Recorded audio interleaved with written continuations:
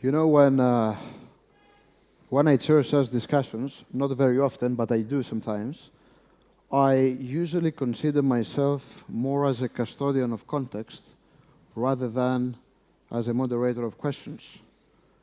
Well, not with Deputy Prime Minister Kubat Talabani, whose political inheritance is storied and well known. His father was the first president of the Republic of Iraq after the American action. However, this inheritance matches his own intellectual and diplomatic rigor. And Deputy Prime Minister, is the third time that you're in Delphi, and it's also the third time we're on stage together.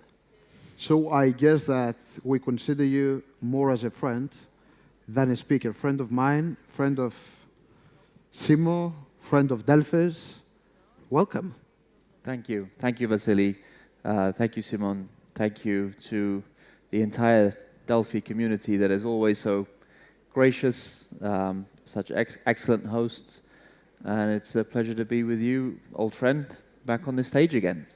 The pleasure is all ours. So we meet at a time when the Middle East is in the midst of, I would say, one of the most fluid and important reconfigurations in modern history. And you know that Kurdistan has long played the role of ensuring stability and order in the region. And my first question, if I may ask, is how do you envisage Kurdistan's posture in the modern mosaic, which is the Middle East? It's a good question, and I'll try and keep my answer short because we've had to navigate this very fluid, very volatile region for thousands of years, and we've always managed to, in the end, make the right decisions. We are in a very unique position within Iraq, but also within the broader region. There is turmoil around us. There are threats. There are major challenges. But there are also great opportunities. And for us, we will remain as wise as we can be. We have our faults, and we've made our mistakes in the past.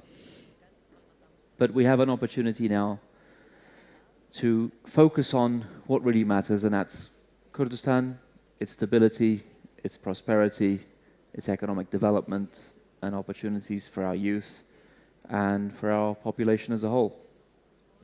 You know, you've cultivated a very strong and long-standing strategic relationship, I would say, with the Western allies, with the European Union, with the United States, both when it comes to military and counter-terrorism cooperation, but also when it comes to investments, economic partnerships, and I would say also political ideals.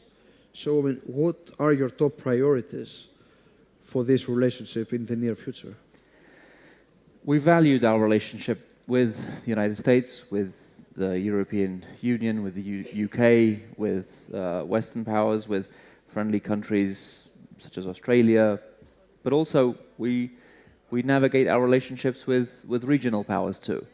And I think this is, again, one of the advantages that we have is we are able to talk to everybody. We meet with everybody. We engage everybody, and we feel that dialogue and engagement is the only way we can actually survive and navigate these choppy waters. We have always been very open, very public, not shy about saying thank you to those that have helped us, and there have been many that have helped us over the years. We have this opportunity in Kurdistan because of what happened in 2003, and we've always been very thankful to the United States, to the coalition, to everybody that helped us be free of Saddam, be free of the tyranny and the dictatorship. And we value the sacrifices that have been made, and we appreciate the investments that have been made. So I feel that the time is right now, as Iraq has begun to stabilize, as Kurdistan continues to remain a stable, thriving, potential economic, prosperous region in the Middle East, that it's time to do business. And the international community, our European partners, our American friends, should look at the opportunities available in Kurdistan. And just being here in Delphi, it reminds me that, the world is not just about oil and gas. There is so much more potential, and especially in Kurdistan, for investments in key areas such as agriculture, such as agrotourism, industrial development, agro-industries, tourism as a whole. These are the areas that we look to expand on in Kurdistan. This is what really separates Kurdistan, in my opinion, from the rest of Iraq. And again, just being here in beautiful Delphi is an inspiration and inspires us to look at how Greece has really managed its various sectors and overcome its economic hardships and internal challenges and some external ones as well. Yeah. You said some very important things. The first one being that you're thankful to the United States, and the second being that it's time to do business. And I believe that more than diplomacy is a lot about business. So what are your priorities with the new U.S. administration? We obviously have very good relations with the United States. We've never been shy about saying that, and we always look to strengthen those relationships. But we have to marry up these opportunities with the interests of our public. Right now, we have a very young population, so we need to do more to create more jobs, to create more sustainable economic growth. Again, when we talk about Kurdistan's economy, everybody talks about oil, everybody talks about gas, but I keep trying to say we have so much more to offer than oil and gas.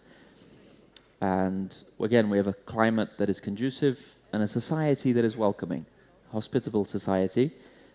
So we look at rural development as a massive opportunity. Anyone that's been to Erbil can see that it has grown, that it has evolved, that the construction has reached a very impressive level. Slemania, the second largest city in the Kurdistan region, also is undergoing an economic boom with construction, with housing projects, with developments. But sustainable growth means going out to the rural areas. It means developing the districts, the sub-districts, and improving the economies of these areas. And this is where the best agricultural lands are. This is where many of the historical sites of Kurdistan are. This is where the touristic potential of Kurdistan really is. And that'll be our focus in the years ahead, to focus on rural economic development and provide more hope to our populations in the rural areas. And obviously we look to our friends and partners like the United States, like our European partners, to join us in this journey. So I'll get back to oil and gas because it's important, but since you said that you have to offer more, and I know that for a fact because I've been both to Erbil and Suleimania more than once, I believe that there's a more important battlefield, and this is the quest for talent, the quest for innovation, the quest for digitization. I know that you've been a proponent of these changes, so what are your priorities in harnessing this potential? And I'm sure you have a lot. I think Kurds are just generally entrepreneurial. We've always had to be. It's, geography and history has forced us to be entrepreneurial by nature. We've had to, again, somehow get to point A, from A to B, safely. And we've been able to. Now we are looking at the next generation of entrepreneurs. Before they were politicians, now they're inventors, now they're startups, now they're young businesses, people with hopes, with dreams, with ambitions. And we have to utilize the technology that's available today, learn from those that have done it well, know more about AI, know more about digitization. And actually, just last week, we had a very successful innovation and entrepreneurship forum in Slemania. We had many speakers from all over the world, that came, that lent their expertise. And Slimania is really becoming the tech and entrepreneurial and innovation hub for all of Iraq. But I don't want to stop there. I want it to be the innovation hub for the entire region. So I cannot resist the temptation to ask about oil and gas, because Iraq, is the second largest country, when it comes to oil reserves. But I feel that oil reserves is not the most important thing in the 21st century. I mean, sustainability and also integration into global supply chains is very much important. So my question is, how, Iraq and Kurdistan, which is full of gas, especially Suleimania, you have 30% of Iraq's gas, plans to, to exploit the untapped potential in this area, and how you can manage, resources sovereignty with international cooperation. So oil is going to run out one day, and oil makes countries lazy. There's no doubt about it. I think I mentioned last time on the stage that they used to call it Dutch disease, but now it's Kurdish disease. It's no longer called the Dutch disease. So thankfully, we have been able to now shift our priorities. You talked about gas. Gas is an enormous potential for Kurdistan. And I know when we talk about gas in Europe, everyone gets excited and thinks, oh, there may be an alternative to Russian gas. No, Kurdish gas will not be an alternative to Russia's gas. Kurdish gas will be used to power Kurdistan, to create cleaner energy for Kurdistan, to supply industry in Kurdistan with cleaner energy, with a cleaner fuel source. There is so much we need to do for Iraq and Kurdistan with our gas before we start thinking and talking about exports. So for us, the priority, again, it comes back to this is a natural resource and this is a national resource, and it has to go to our public, and the basic needs of our public right now are still the basic services of water, electricity, and basic initial services. Thank you. So let's get back, to Kurdistan. You've been a proponent of women empowerment, which is something we're not seeing very often in the Middle East. So I guess that you're pioneering something very much important. And if I may ask, how society changes in Kurdistan because of your policy reforms? I was lucky. I was raised at a family where, there was equality in my household. So I grew up where women and men had equal say and equal rights in the house. So I've always believed that, a country cannot be successful if half of its population are not involved in leading it, whether it's in government, whether it's in business, whether it's in academia, whether it's in the society as a whole. Why not harness the power and the talent of half of your nation's people? So, and we've seen, and it's clear, and you read every report from every international organization, it tells you countries where they have more women in leadership have less wars and better economies. Institutions that have more women in leadership are stronger, more robust, more transparent. And that's what we want. Ultimately, we want a strong, robust, transparent society that is effective and efficient, and we can only do that by creating an environment where women can lead. And that, I'm not alone when I say this. There are many in the Kurdish leadership that believe this also. But you're at the forefront, which is important. So, since we're discussing domestic Kurdistan issues, you're about to form a cabinet, right? And, forming a cabinet is not just a political action. It's, in my opinion, an existential pursuit. So, if I may ask, how the formation of the new cabinet will improve Kurdistan's standing within the federation, which is Iraq, and also how will assist Kurdistan in projecting better outside of Iraq? Well, we had a very successful election in Kurdistan with a very high turnout by our standards. It was more than 72, I think 72, 75%, which was a real message from our public that they believe in the process. The traditional two strong parties, the KDP and the PUK, got the majority of the votes, which gives them now the mandate, gives us the mandate to form a government and govern effectively. Forming coalition governments is never easy. Maybe in the past it was easier because the topic was always about who gets what position. You take this ministry, I take this ministry. This time we're doing it differently.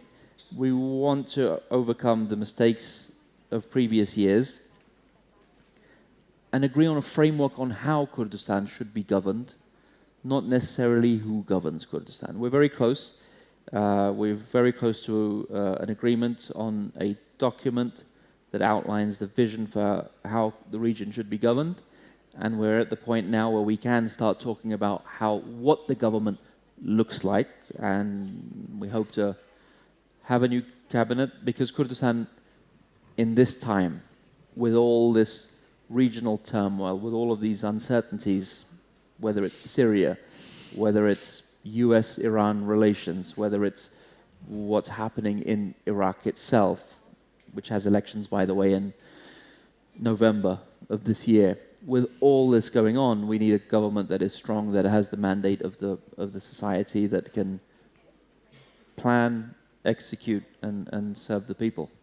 You know, how to govern a country, there's a discussion going on, I guess, in every country in Europe, Greece included. And since we're talking about this, about the applications of governance, you've introduced digital governance in Kurdistan. We did also in Greece, some years ago, not a lot, 3 years ago, 4 years ago. So, and I know that you were a pioneer also in this field. Thank you. Look, the biggest challenge facing Iraq today is governance. People think it's security, people think it's the economy, people tend to look at things always at this very geostrategic and geopolitical lens. But at the end of the day, governments must govern, not rule. There's a difference between governing and ruling. And too many governments in our part of the world rule their people, not govern them. And that's why I've always believed that improving governance has to be the number one priority of any government. And that's the number one issue in Baghdad today. It's not security, it's not the militias, it's not the international issues, it's not the neighbors. The biggest challenge facing Iraq today is good governance, and the same applies to Kurdistan. And good governance for Kurdistan means effective government, which means transparency, which means speed of delivery of service, which means effectiveness in the delivery of service. And digitizing government is, in my opinion, essential to providing better services.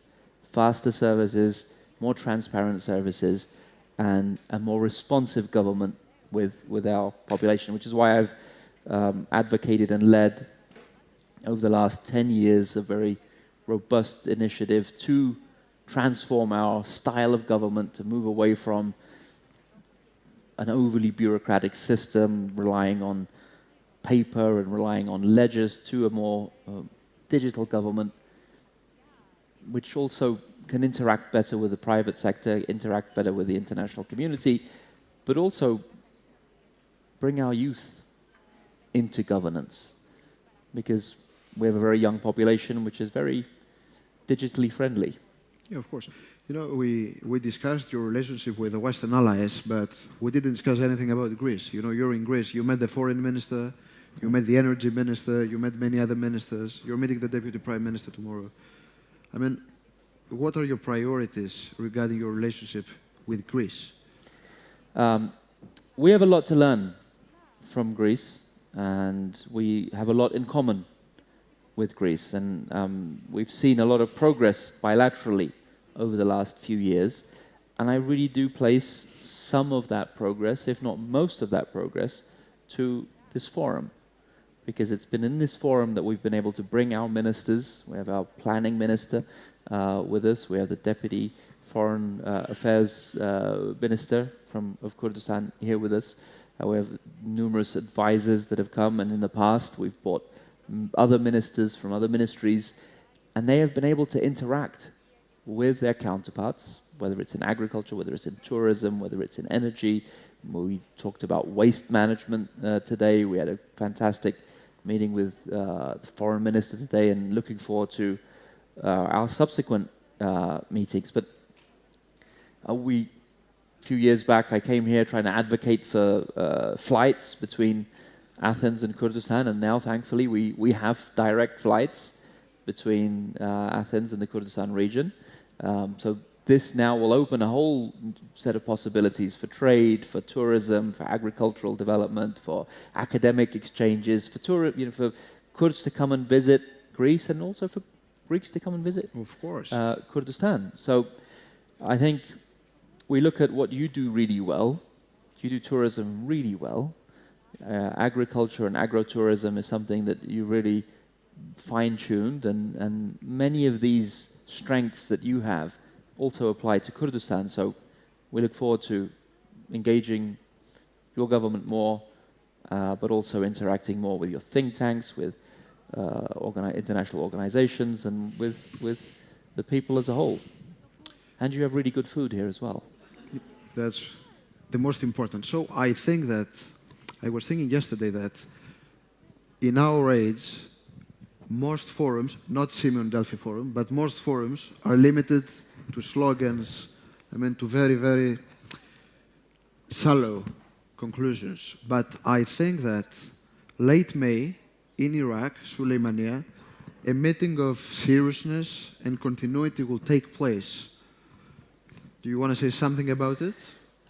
Absolutely. We're delighted, with Simon's approval, of course, to announce that we will be hosting the first Delphi Economic Forum in Sleimania, in Kurdistan, in Simon, come with us. May 18th, I believe, the 18th and 19th of May, which is another step towards stronger relations, better interconnectivity, better dialogue, more friendships, and more progress. Mr. Deputy Prime Minister, it is a great honor that we're going to partner together for this important event in Suleimania. I had the opportunity and the pleasure and the honor to visit your country, both Erbil and Suleimania. It is a great place, and actually would like to try to help your vision for your society and try to bring investments, trying to develop the business. So we're going to be there in the middle of May. We have the great support of Madame Diamantopoulou, of Mr. Avramopoulos, of many friends around here. So we're looking forward to a great event on Sunday and Monday, the 16th and 17th of May. And the effort is not to make a Greek Kurdistan, conference, but an international conference, which eventually is going to grow every day. So we thank you very much for the confidence, for the trust, and thank you very much for being here with us these last 3 years. No, we thank you and your leadership and your friendship for always inviting us, for always giving us a platform to be able to speak to not just Greeks, but the people that attend here, some old friends from my time in Washington that I see, and many new friends that we've made from your political, business and academic community. So we look forward to making Delphi proud by having an amazing event in Kurdistan. Absolutely. Whoever is interested to join us. You're all invited to Kurdistan late May. You're all everybody's invited, by the way. Absolutely. I can assure you, good food. Deputy Prime Minister, thank you very much indeed. Thank you. Thank you, Vasily. Thank you.